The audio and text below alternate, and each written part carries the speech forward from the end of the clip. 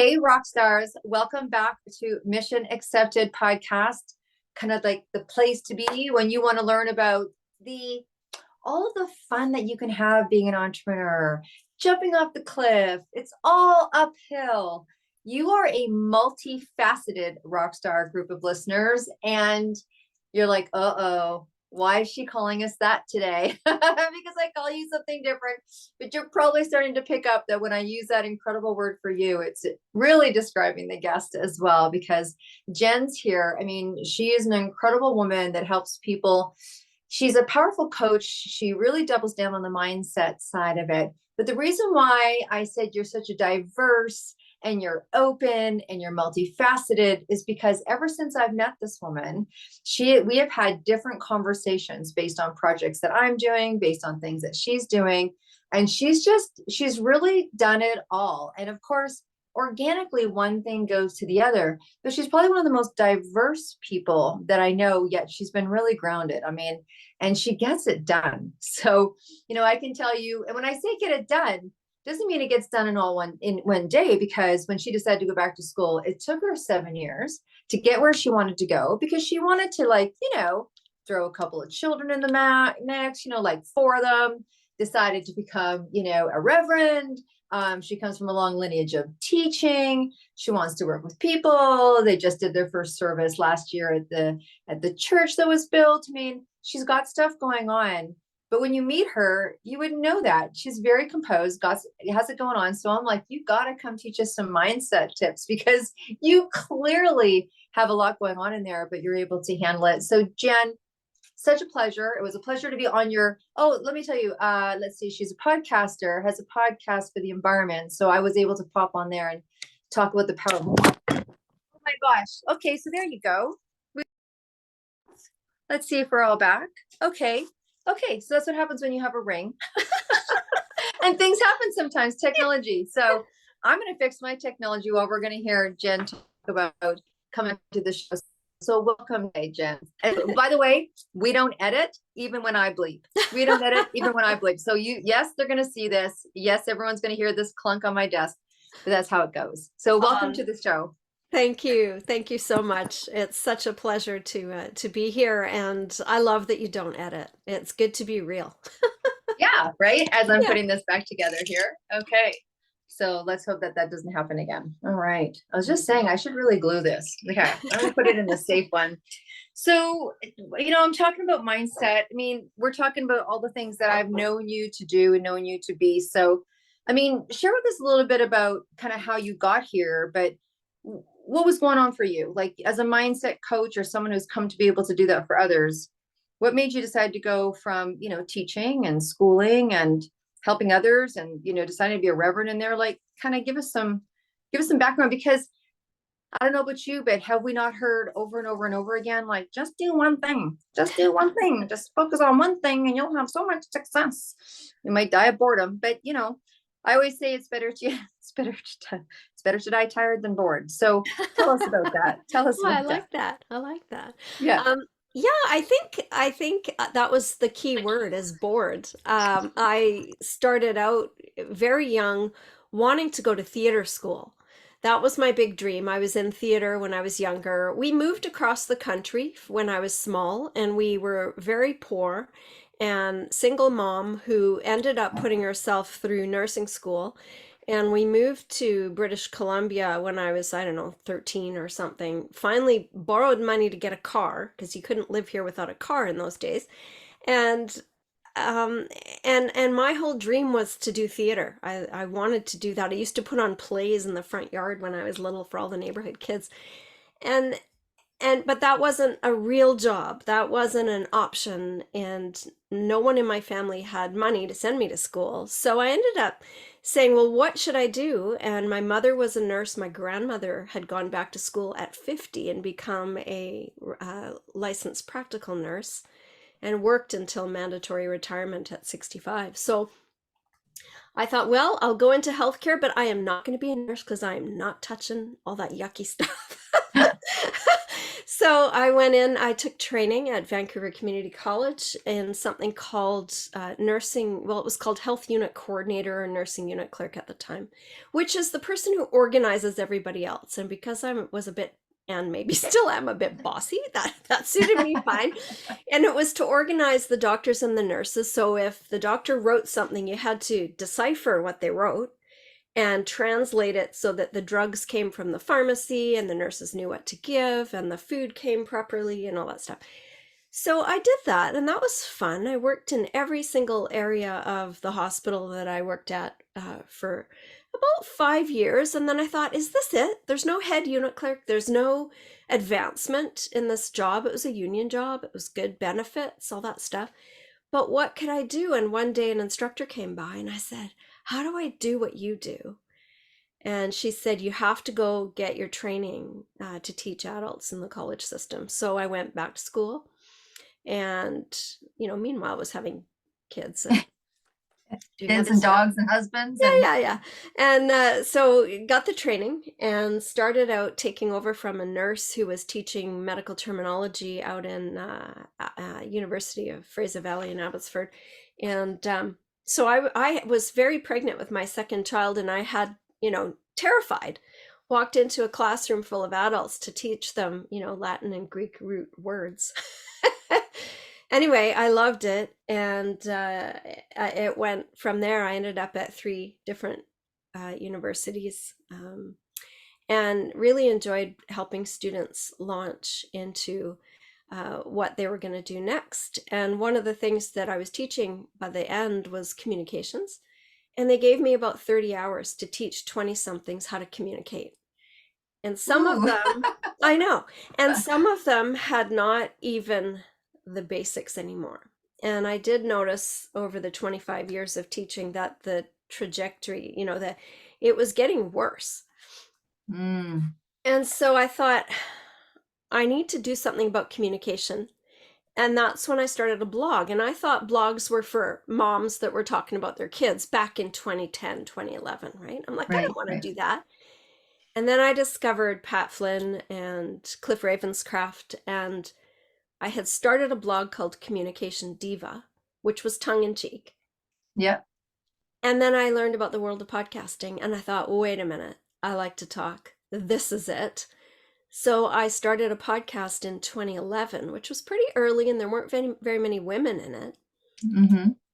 And joined a mastermind group, and I did that for 10 years and taught. Well, I rebranded, I think, in 2015 because I was noticing that communication was great, but I was getting more people with career questions. So then I rebranded to Careers by Jenn and have been doing that ever since. But and then in the midst of all that, took some coaching training, and then felt really called while I was working on hospice palliative care, felt really called not to be doing the paperwork anymore. I thought I'd rather be at the bedside, finding out what this person, what they're thinking, what they're feeling, what they're needing, and being with them in a non-medical way. So went to the theological school in Vancouver. And like I said, it took me, because I didn't have an undergrad, so it took me 7 years to do the course, the master's level, so master's degree, and the master's degree was actually in leadership. So yeah. Wow. So what I'm hearing and is every time that you had that feeling or that yearning or that needing for something different, you really just figured out what you had to do and then went and did it. I mean, I have to ask because there's, the world of entrepreneurship has definitely exploded and expanded, and there's no longer, I'm going to have my life after my kids leave. I'm going to do it while my kids are here, and it's okay. And it's, there's this, blend of what's going on for people in relationship of career and business and choice and hobby and volunteerism, right? All of that. So as a mom of 4, you've got 4 children while you're going through this process and going back to school. What was that like? Like where did you get your support from? What was that dynamic like? Were you exhausted all the time? How did you manage? I mean, I can imagine sitting here now. I only have 2, right? And and I know what that juggle was like, because there was 10 years, in between. One wanted to go shopping at the mall and one wanted to go to Maplewood Farm, right? And I'm like, right? And neither was going to be happy. Someone every day was going to be ticked off because it was like one or the other. My daughter's like, ducks again, and my son's like, oh, Aritzia again. He's 6, right? It's like, so how did you manage? How did you manage with having this inspirational person inside? Well, so there was a marriage breakup in there, and there Mm-hmm. was a remarriage, like a marriage to someone Yeah. else. And and so my kids are the oldest ones, and then my current husband brought his 2 little ones, and so that's where the 4 kids came from. So there were other parental units, as they're called. Yeah, yeah. A mom and a stepdad, and we did that together. So my kids were off to university when the little ones came and moved in. And so, but because there were 4 of us able to co-parent and do it well and amicably, then Yeah. there were times when we didn't have kids, so it was a little bit easier. Um, but it does take a lot of effort, and it was always off the side of my desk, and it was just for fun while I was doing all these other things. Until I thought, I'm gonna I want to try this. I just have always said, well, how can I do this? How can I figure this out? Yeah. So a couple of years I thought, let's put the podcast on hold. Let's try YouTube. It's the latest thing. How do Yep. I do that? I have no idea. Let's get Yep. a camera. Let's figure it out. Let's take a class. And and then now I'm going back to YouTube and the podcast, which is a little much. Yeah. But when you say that, it's like, I mean, what I want people to hear is I put it on pause, Yeah. because I was sharing with you earlier that I talked to a lot of podcasters and they put it on pause for certain reasons, or people that put things on pause. And I think that that's a really important distinction, particularly for someone who's entrepreneurial minded, Mhm. because then look at, I'm like that, you think you can handle it all and take it all. And sometimes people are like, how do you do that? I don't know how you do everything. Well, you don't do everything. No. I didn't work on this project today, but I did a lot on the Ireland project today. Well, it's St. Patrick's Day, who wouldn't? But like those kind of things, like it's a variable, but it is Mhm. okay. I guess what I want to tell people, it's okay. Jenn put her podcast on hold. She's grooving in, in the ministry and her coaching, and now she's coming back to it. So as an entrepreneur, there can be creative space. It was one of the biggest aha moments, Jenn, last year in November. I went to go see Cheryl Strayed. I don't know if you know the author who wrote the book Wild. And of course, I'm doing this walk across Ireland, and people are like, you got to do a book and you got to do a documentary. And I'm like, my brain was flooding. I'm like, I got to train for 8 marathons. Don't talk to me about a documentary. But I heard her say, one of the biggest pivotal points in her career was when Oprah read the book, and Reese Witherspoon did the movie. Kind of a big deal. But she didn't write that for 5 years after. The movie came like 5 years after she wrote the book, and the book came after the walk. So I think sometimes people just don't realize that there can be breaths in between. Yeah, absolutely. And you also have to, if you have the mindset that everything is figure outable, which is not Mm-hmm. not, I forget who said that first, but But it's good. everything Yeah, is figure outable, as long as it's true to who you are. Like as long as it's true, um, and I have been asked in the past, well, do you want to do this thing? And I have to really check in and say, am I doing it for ego? mm-hmm. Or am I doing it because I'm called to do it? You can use whatever language you want. Is this something that my whole being wants to do, and why? And then, and so if I have that checking in with myself first, then I can say, I could do it, and I could probably do it well, because I'm, got that perfectionist thing in me. I could probably do it well, but should I be doing it? Right. Should I be the one doing it? Will the people be better served by somebody else who has a passion for it? If I'm just doing it because, oh, sure, I could do that and it'll look good on my resume, right? So it's that kind of thing that I've always, I think, checked in with myself about. And The interesting thing is sometimes people recognize your gifts before you do, Mm, you know? that's the truth.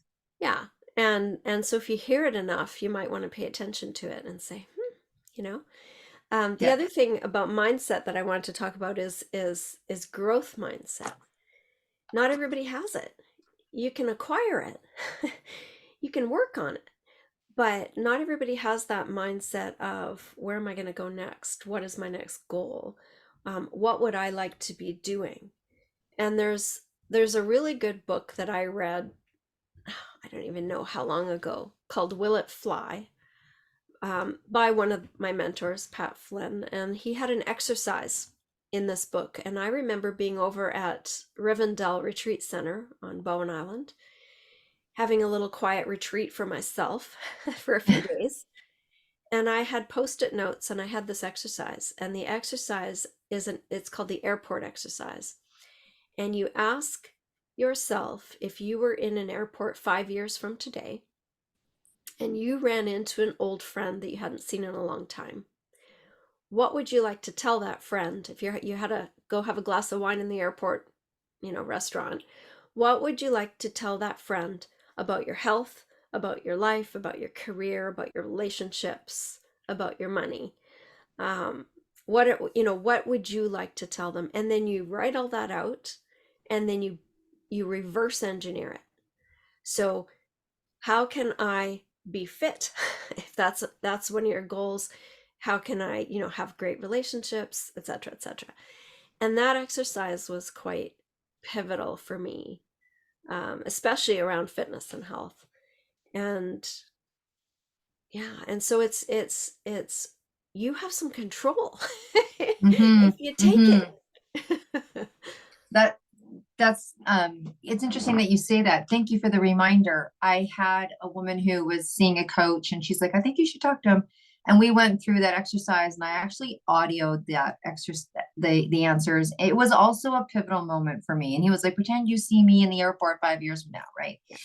And what does that look like and what do you say to me? I think that it really brings it home. And when you talk about reverse engineer, sweetie, you're talking about you're ringing my bell. Explain to people a little bit your definition of reverse engineering and how does one, okay, we can say what we want in 5 years. You're clearly gifted at this. I've had a little practice, we can say it, but how do you like claim it and bring it into your life? Like, how do you, when you say reverse engineer, how do you within your mindset make that 5 year plan come to fruition? Like, what does it take inside up here? I think it takes thought, it takes visualizing yourself in that role or whatever it is, in that space, in that situation, and feeling it, and how does that sit? And then if you're going to go forward with it, what do you have to do to get there? So what are the things you need to do? And often people get paralyzed because they don't break it down into enough chunks.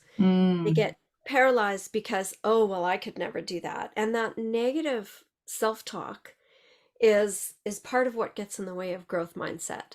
I always say to my clients and podcast and everywhere, I say, don't believe everything you think.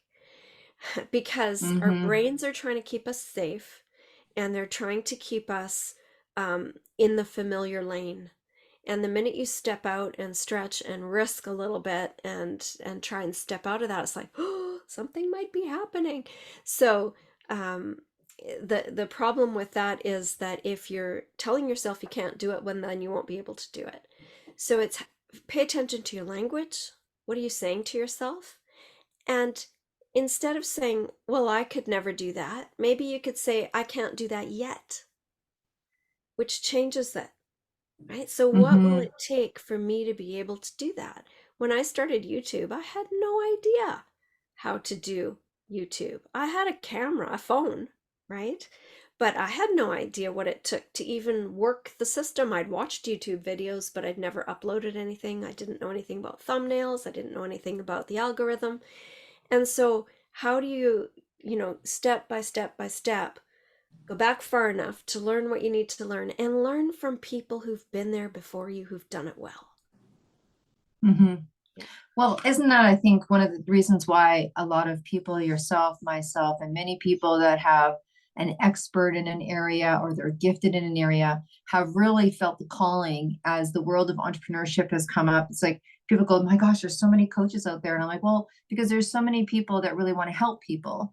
Because when you go through something or you fight that battle or you get to that next level in your business or you what, and then people are asking you, what do you do? How do you do it? Then, most people feel very servant leaded, in a servant leadership type of way to share that information. Um, and so there is so many people that can really support and get you going. And, for me, a lot of times it's been people like, how you doing? I'm like, I don't know, me and Brene Brown, we had a conversation this morning. I mean, you listen to podcasts, these are all forms of, mental input. I just don't think there's anyone or there isn't a feeling knowing you've got someone on your team, which is why, I love the idea of an actual coach, because sometimes it's not the information on how to do your YouTube. It's, I don't know how to balance my life, or I've come up against something, or why, people get tested. Oh, Lordy, Lordy. Lordy, Lordy, right? And what do people do? What are one of the things that you would recommend people do when they start to get tested? Because you're not in your head and you know what I'm talking about. When you decide to make a different change or go to the next level or move away from something, you can be tested, right? Yeah, I have a coach, and I think it's really, important to do that. I haven't had one consistently for years, but I off and on have gotten a coach when I needed some help getting to a certain level, because I realize, that the same brain that's stuck is not going to be able to get myself unstuck without some external help and some perspective, right? So I see this, and other people might see something far more complex or see something that I just cannot see. And so when I'm coaching a client, sometimes it feels like it's so obvious to me what they could do. but Mm-hmm. I have to let them come to that conclusion, for it to feel authentic for them. And most of the time they will, and sometimes they don't. Um, but it's how can I support you? How can I help you? How can I cheerlead what you're doing and encourage you so that you can step into your success? And that makes me the happiest out of Yeah. all the work I do, in all the work that I do. When students would graduate, I'd be bawling my eyes out because they did it. They'd be colleagues, they wouldn't be my students anymore. In the church, when I invite somebody who's terrified to stand up and read or speak, it's like, yes, they can do it. Mm-hmm. That just gets me so excited. And so the same with coaching, when I see someone reach their goal. Um, So yeah, so being uncomfortable is part of it, right? So being uncomfortable. So what you're yeah. sharing is about when you're uncomfortable, you go to your resources. When they're uncomfortable, they go to you. Um, Yeah. Just keep going type of thing. Just keep going. And I think that once you start to push yourself, I always say the biggest paycheck comes from the highest level of being uncomfortable. So when you've gone through that a couple of times and you start to recognize that's kind of what it is. That's kind of what it is. Is there anything else around mindset? I mean, you've had a variable career. You work with people. I mean, honestly, just to be in the clergy and what that must take to be able to, have that higher level of acceptance and come from that place. Is there, things that you do in your life that you can share, or places that you get your reserve from, or how you hold that space for people, right? Yeah, I think if you're in the business of helping others, you have to look after yourself. Because if your cup is empty, it's really hard to help others.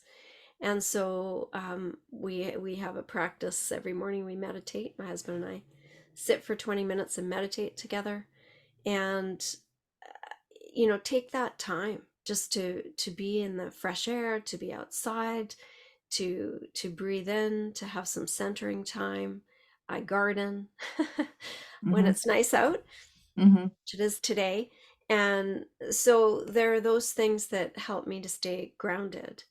because when I don't, then the mind starts, and it's, oh, what do you think you're doing? Who do you think you are? Why do you think you can do this? You're too old. You're too, fill in the Hmm. blank.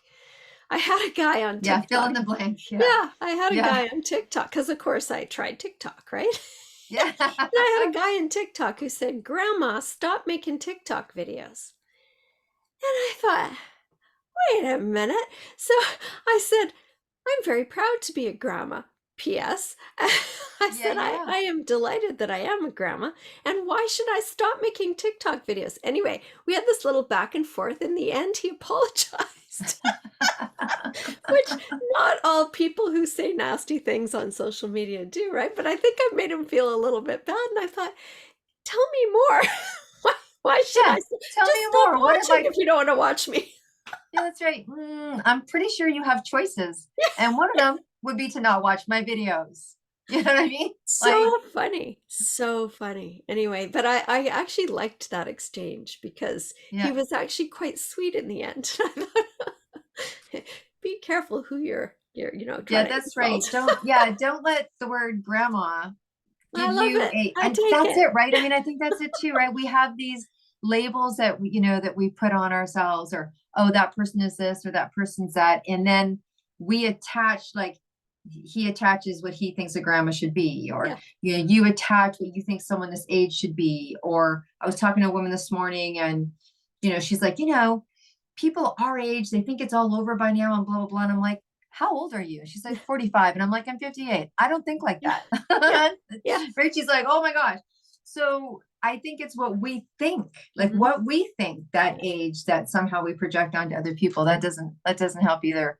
Okay, I got to ask as we're wrapping up here. So Yeah. you've decided, so you've gone from teaching and working in the hospital, and Yeah. you coach people, and you mindset, and you're a mom, and you're a grandma, and you're a stepmom, and you're all those kind of things. And then where did the clergy fall in? Is it from you were sharing, your Irish ancestry of your, like, where does where did the calling come in? Well, I walked into a church at 18 by myself, which is really unusual.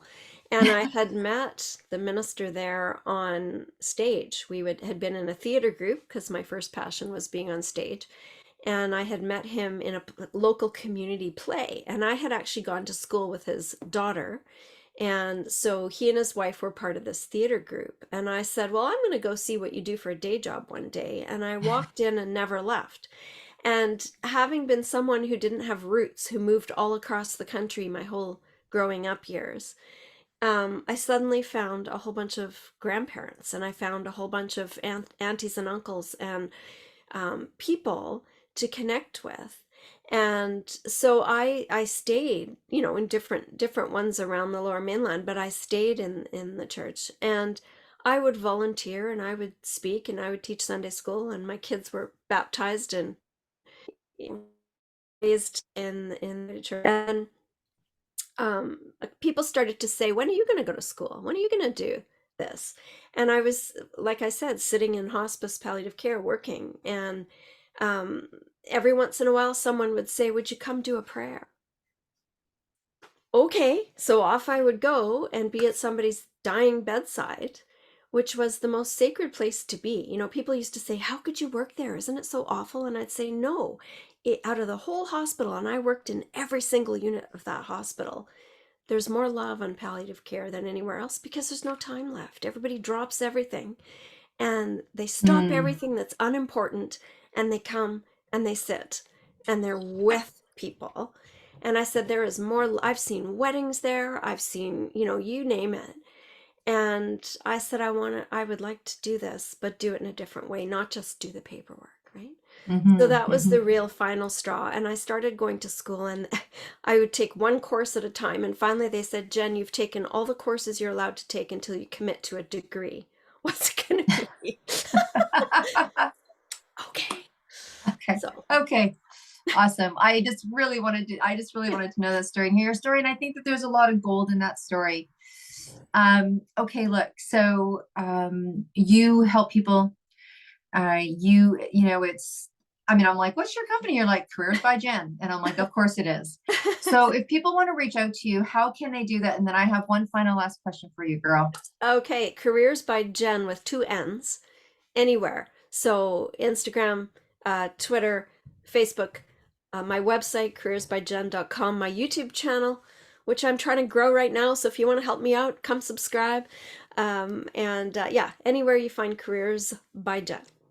Awesome. Well, great. Love to see the consistency in your marketing from someone who's a marketing person. Okay. So I don't probably need to tell you because you get to listen to incredible music probably every Sunday. Mm-hmm. But look, as you know, myself and my girlfriend Corrine were walking 8.5 marathons in 8 days across Ireland. And look, at my audience already knows they did it to her. You go there. It's St. Patrick's Day. And you may not be listening to St. Patrick's Day, but you need to go donate anyways, because we're helping out the musical community globally and they need it. And so do you. And when I mean so do you, I believe that we all need music. I believe that music is such a powerful vibration, right? We talk about spirit being a vibration. We talk about love being a vibration. And I think music is a beautiful vibration. Actually, I don't think it, I know it. Mm-hmm. And, it's the thing that brings people together. I think about that song, We Are the World. Like I always say, music doesn't care, but music heals, right? Music doesn't care. Like you might love, I don't know, you might love country and I might love rap, but we don't not like each other because of that. There's just really no division in the world of music. So here's my question for you. You're on your way to a desert island and it sounds like you might want to go, you're on your way for a retreat you ain't coming back from and you're taking one suitcase. And in that suitcase, you have room for one album. This is the one that you couldn't not imagine listening to till the rest of your days. Yeah, she just went, ooh. So what album are you taking with you, my friend? That is really difficult. I understand. See, that's why music is so important, right? So, and I don't even know which album to choose, but I'm a heavy metal girl. All right. Okay, who else didn't see that one coming? Yeah, the girl at 18 who walks into church and never leaves. She's like, bring on some Leonard Skinner. Bring on some Rush, some Metallica. Yeah, Rush. 2112, first Rush U2. concert I ever went to. Okay, it's got to be one album. Okay. What are you going to take? I'll pick, see, I don't even know names of albums. I just know songs that I like because okay, so I would say anything from Rush. Anything from Rush. Okay. Yeah, keep it in Canada. Yeah, right. Incredible Canadians. And honestly, they've been together this whole time and Getty as a like no other. I mean, really powerful, and really intelligent and, musicians. So, Getty Lee. Well, thank you so much for joining us on Mission Accepted. You guys, as always, have been incredible. You ask questions, you share, you tell us what you want to hear. Thank you so much for everyone that is subscribing. We really have had a global impact. If you want to be where Jen's sitting, you know what to do. This is super easy. Just like I said, Jen's is super easy. It's deb@debdrummond.com. Our podcast is streamed on 11 TV stations. It is global and you get to have such an incredible reach because what we do is so international now. So Jenn, thank you so much for coming on the show. We will see you guys again in just a few days because we do this very often. Thanks, Jenn. And you guys just stay groovy till we talk again. Bye for now.